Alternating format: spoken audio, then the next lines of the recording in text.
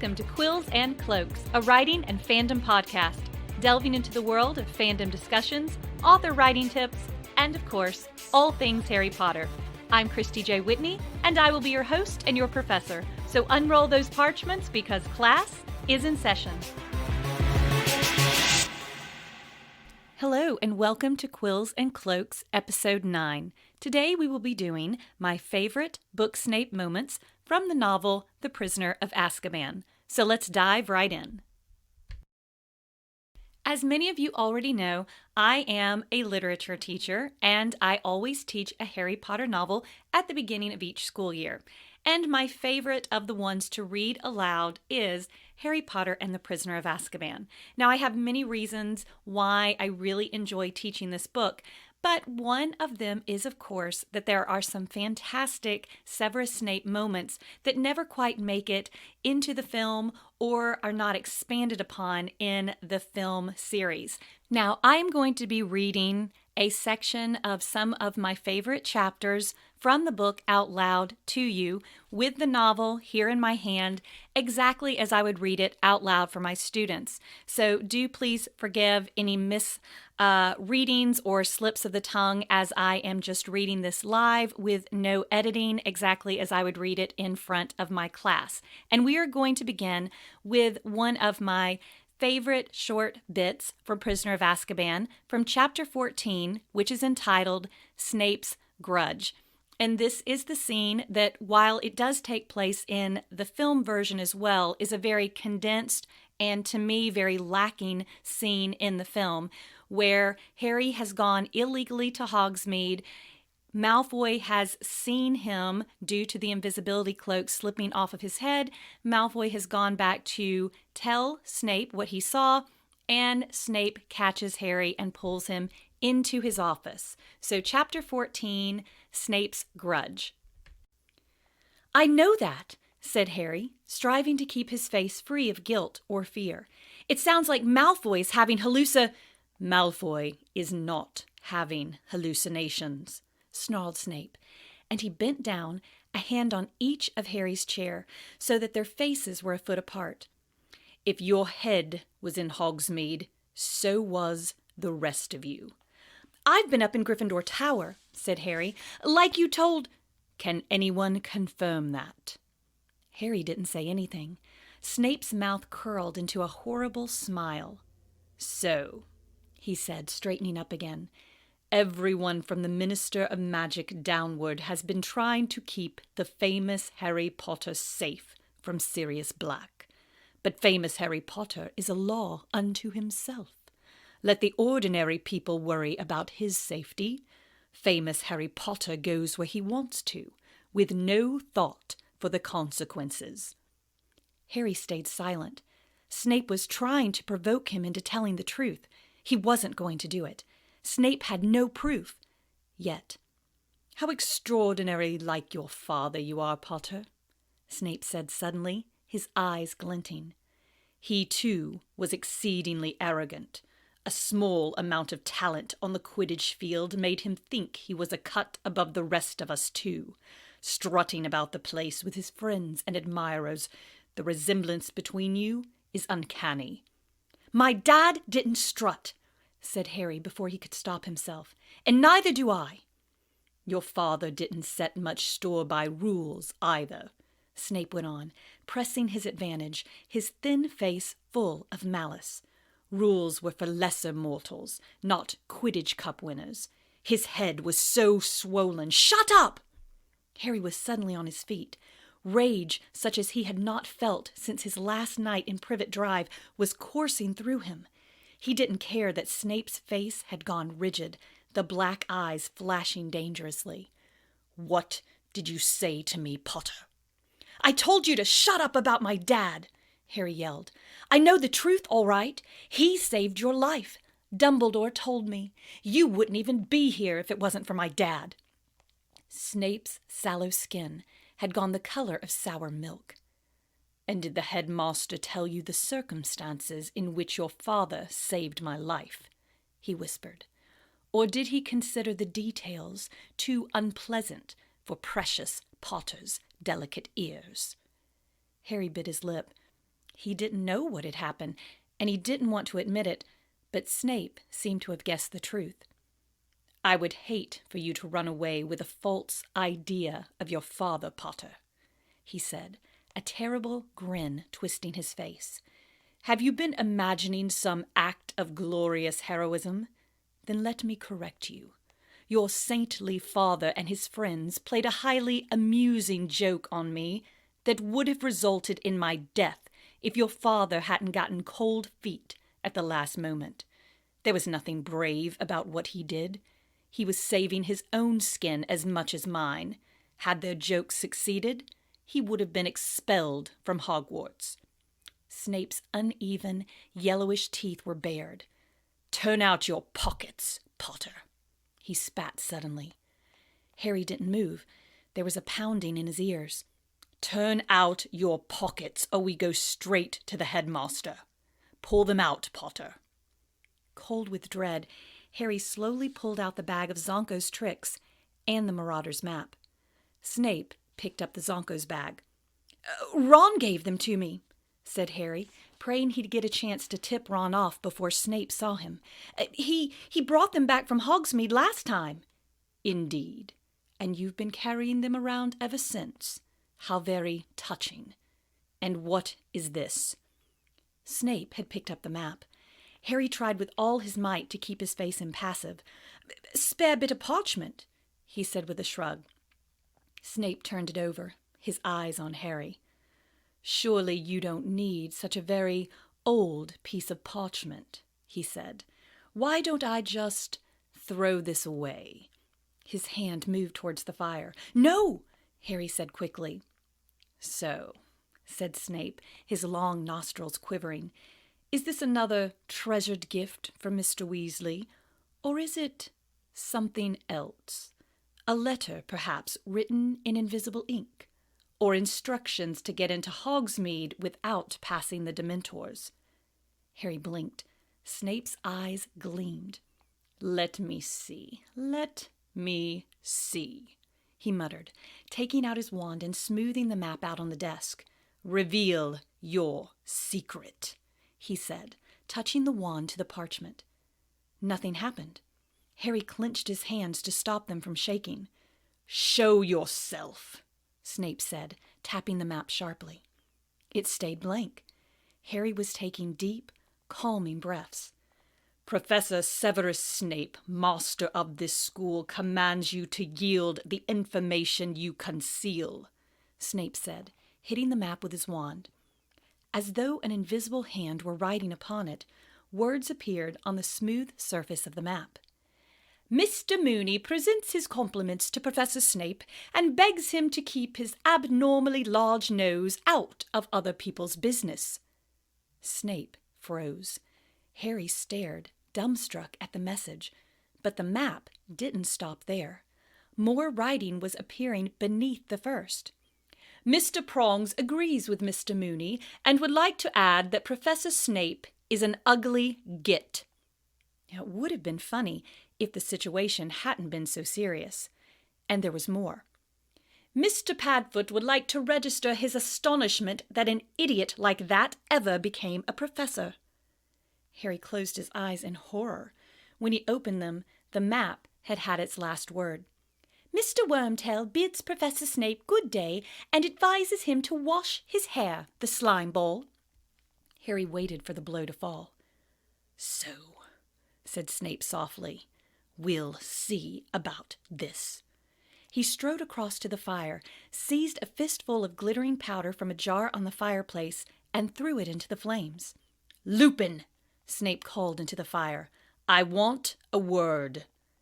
Utterly bewildered, Snape stared at the fire. A large shape had appeared in it, revolving very fast. Seconds later, Professor Lupin was clambering out of the fireplace, brushing ash off his shabby robes. "You called, Severus?" said Lupin mildly. "I certainly did," said Snape, his face contorted with fury as he strode back to his desk. "I have just asked Potter to empty his pockets. He was carrying this." Snape pointed at the parchment, on which the words of Mrs. Mooney, Wormtail, Padfoot, and Prongs were still shining. An odd, closed expression appeared on Lupin's face. "Well?" said Snape. Lupin continued to stare at the map. Harry had the impression that Lupin was doing some very quick thinking. "Well?" said Snape again. "This parchment is plainly full of dark magic. This is supposed to be your area of expertise, Lupin. Where do you imagine Potter got such a thing?" Lupin looked up, and by the merest half-glance in Harry's direction, warned him not to interrupt. "Full of dark magic?" he repeated mildly. "Do you really think so, Severus? It looks to me as though this is merely a piece of parchment that insults anybody who reads it. Childish, but surely not dangerous. I imagine Harry got it from a joke shop." "Indeed," said Snape. His jaw had gone rigid with anger. "You think a joke shop could supply him with such a thing? You don't think it more likely that he got it directly from the manufacturers?" Harry didn't understand what Snape was talking about, nor apparently did Lupin. "Oh, you mean by Mr. Wormtail or one of these people?" he said. "Harry, do you know any of these men?" "No," said Harry quickly. "You see, Severus," said Lupin, turning back to Snape, "it looks like a Zonko product to me." Right on cue, Ron came bursting into the office. He was completely out of breath and stopped just short of Snape's desk, clutching the stitch in his chest and trying to speak. "I gave Harry that stuff," he choked. "Bought it in Zonko's ages ago." "Well," said Lupin, clapping his hands together and looking around cheerfully, "that seems to clear that up. Severus, I'll take this back, shall I?" He folded the map and tucked it inside his robes. "Harry, Ron, come with me. I need a word about my vampire essay. Excuse us, Severus." Harry didn't dare look at Snape as they left his office. And that was a reading from the chapter Snape's Grudge, as I would have read it out loud to my students. Now, I really love this chapter for so many reasons, especially because you get a much longer version of the scene that they did in fact do in the film, but I believe in a more comprehensive and deeper manner. For example, in the film series, Snape seems to be sort of caught off guard and doesn't really understand what's going on in this scene. But clearly in the book, that is not the case. He is immediately suspicious of the Marauder's map, and when the Marauder's map begins to insult him, including the names of all of these 4 Marauders, Snape knows. And we know that he knows because when he pulls Lupin in, and again, he pulls Lupin into this conversation, he questions him about where Harry got the map and wonders if perhaps he got the map directly from the manufacturers. It is clear to me here that Snape knows something about the Marauder's map.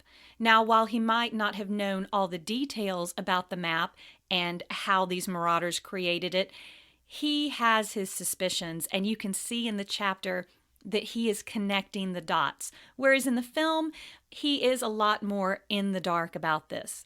The other part of this chapter that I enjoy is this confrontation with Harry and Snape about the truth of what happened between James and Snape when they were in school together. You may remember in Book 1, The Philosopher's Stone, Harry was asking Dumbledore why Snape seemed to dislike his father so much, and Dumbledore makes mention of the fact that James saved Severus's life when they were at Hogwarts together, and Severus has always felt like he owed James and hates that feeling of owing this person. So he doesn't really go into details. So Harry throws this out at Snape right then and basically says, if it hadn't been for my dad, you wouldn't even be here. Well, Harry is getting well over his head at this moment when he blurts this out, and we get for the first time a little bit of the story of what happened between James and Severus. Now, a little bit later on in Prisoner of Azkaban, Lupin does confirm this story, so we know that it is not just Snape's version of events. And he does say that there was a prank pulled on him in school, and it was a dangerous prank that they found amusing, but would have gotten Snape killed if James hadn't gotten cold feet at the last moment and rushed in to save him. But he adds to that, of course, his version of the events, but there's no reason to believe part of this is not true, and says that James would have been expelled had the prank been successful. As we find out what the prank was a little bit later, I think all of us can definitely agree that yes, a student performing that type of dangerous prank certainly is deserving of expulsion from the school, or at the very least, suspension. We do find out again a little bit later in Prisoner of Azkaban, and I will probably read this section as well, that once they all got together in Dumbledore's office after the prank, rather than getting in any sort of trouble in any way, the Marauders were let off scot-free, and Severus was forbidden from ever talking about what happened or the fact that Lupin was a werewolf. And we wonder why he has such bitterness towards the Marauders, but more on that later. The next section I'm going to read comes from Chapter 18, Moony, Wormtail, Padfoot, and Prongs, and this is the famous scene inside the Shrieking Shack where Harry, Ron, and Hermione are finally getting to answers to the questions they've had for the entire book. What is going on with Lupin? What is happening with Sirius Black? And in this moment, which is the last 2 or 3 pages of the chapter, Lupin is explaining who he is, that he's a werewolf, what his background was, and what his connection is to the rest of the Marauders. And I do believe this is very telling, and these are bits of the conversation that I wish had been able to make it fully into the film. So, Chapter 18. This is Hermione speaking. "That was still really dangerous, running around in the dark with a werewolf. What if you'd given the others the slip and bitten someone?" "A thought that still haunts me," said Lupin heavily, "and there were near misses, many of them. We laughed about them afterwards. We were young, thoughtless, carried away with our own cleverness. I sometimes felt guilty about betraying Dumbledore's trust, of course. He had admitted me to Hogwarts when no other headmaster would have done so, and he had no idea I was breaking the rules that he had set down for my own and others' safety. He never knew that I had led 3 fellow students into becoming animagi illegally. But I always managed to forget my guilty feelings every time we sat down to plan our next month's adventure. And I haven't changed." Lupin's face hardened, and there was self-disgust in his voice. "All this year I have been battling with myself, wondering whether I should tell Dumbledore that Sirius was an animagus. But I didn't do it. Why? Because I was too cowardly. It would have meant admitting that I'd betrayed his trust while I was at school, admitting that I'd led others along with me. And Dumbledore's trust has meant everything to me. He let me into Hogwarts as a boy. He gave me a job when I had been shunned all my adult life, unable to find paid work because of what I am. And so I convinced myself that Sirius was getting into the school using dark arts he learned from Voldemort, that being an animagus had nothing to do with it. So, in a way, Snape's been right about me all along." "Snape?" said Black harshly, taking his eyes off Scabbers for the first time in minutes and looking at Lupin. "What's Snape got to do with it?" "He's here, Sirius," said Lupin heavily. "He's teaching here as well." He looked up at Harry, Ron, and Hermione. "Professor Snape was at school with us. He fought very hard against my appointment to the Defense Against the Dark Arts job. He has been telling Dumbledore all year that I am not to be trusted. He has his reasons. You see, Sirius here played a trick on him which nearly killed him, a trick which involved me." Black made a derisive noise. "It served him right," he sneered, "sneaking around, trying to find out what we were up to, hoping he could get us expelled." "Severus was very interested in where I went every month," Lupin told Harry, Ron, and Hermione. "We were in the same year, you know, and we, didn't like each other very much. He especially disliked James. Jealous, I think, of James' talent on the Quidditch field. Anyway, Snape had seen me crossing the grounds with Madame Pomfrey one evening as she led me to the Whomping Willow to transform. Sirius thought it would be, amusing to tell Snape all he had to do was prod the knot on the tree trunk with a long stick and he'd be able to get in after me. Well, of course, Snape tried it. If he had gotten as far as this house, he'd have met a fully grown werewolf, But your father, who'd heard what Sirius had done, went after Snape and pulled him back, at great risk to his life. Snape glimpsed me, though, at the end of the tunnel. He was forbidden by Dumbledore to tell anybody, but from that time on he knew what I was." "So that's why Snape doesn't like you," said Harry slowly. "Because he thought you were in on the joke." "That's right," sneered a cold voice from the wall behind Lupin. Severus Snape was pulling off the invisibility cloak, his wand pointed directly at Lupin. Now, what I really like about this moment in the chapter is that we do get confirmation about the joke that was played on Snape. Now, of course, we're going to have two different viewpoints here. Snape believes James saved his life to save his own skin, which does seem indeed quite likely based on everything that we know so far in the books about the Marauders. They were insane rule breakers, constantly shirking the rules. Even Lupin admits right here that he sort of feels guilty now for all the times they went behind Dumbledore's back. Dumbledore had extended great trust to Lupin, allowed him to come to the school, built the Shrieking Shack, gave him a means to transform, and yet Lupin went behind Dumbledore's back and they created the Animagi. They were going out, as it says in the book, into Hogsmeade on the school grounds every full moon, where, of course, any sort of disaster with this werewolf could have happened. Because again, to remind you, if it's been a while since you read the book, the Wolfsbane potion had not been created yet. So the werewolf, Lupin, who was running around Hogsmeade and Hogwarts at the full moon every month, was not a gentle werewolf. He was not taking any type of potion. He was wild, and they were trusting on the fact that Sirius Black as the dog and James Potter as the large stag would be enough to handle the werewolf. And Lupin does admit that he felt guilty, but still, he's never told Dumbledore the truth, and he says that he greatly appreciates and respects Dumbledore's trust. So I find this a very telling chapter. A lot of people point out Lupin as being the innocent one of the Marauders, but he even himself admits that he was not.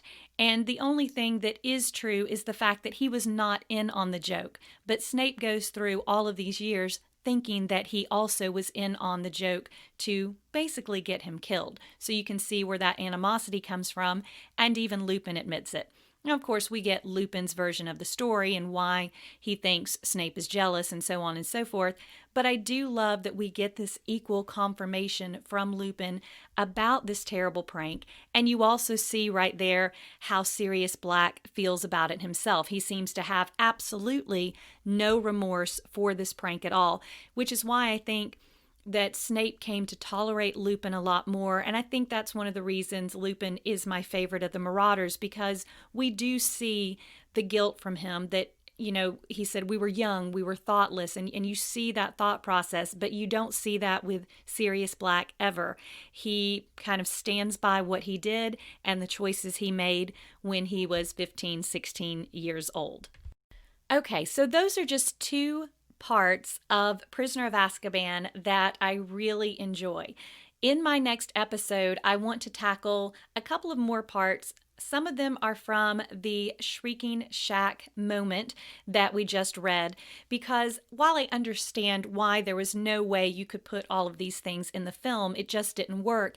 Having read the book, I think you get a deeper and a wider viewpoint of the Marauders, of Snape, and a lot of things that were going on even between Snape and Dumbledore and Snape and Lupin that just don't quite make it into the film series. So I will read a few more sections in the next episode.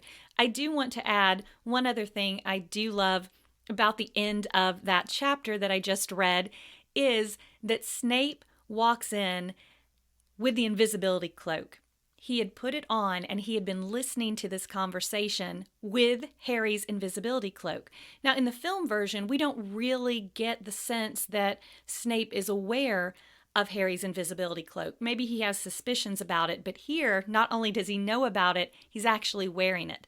Now, while I greatly enjoy Alan Rickman's entrance into the Shrieking Shack, the way he thunders up the stairs and immediately bursts in with the wand, I absolutely love the way that they did that. I do find it highly amusing is because he was wearing, in fact, Harry's own invisibility cloak. And that's all our time for today. If you have favorite parts in the book version of Prisoner of Azkaban, feel free to leave a comment on my YouTube channel. But I've got, as I said, 2 or 3 more sections of this book regarding Snape that I would like to read out loud to you guys next time. So again, thank you for joining me as we did a short book read of Harry Potter and the Prisoner of Azkaban. Now gather up your parchments and put away your cauldrons because class is dismissed.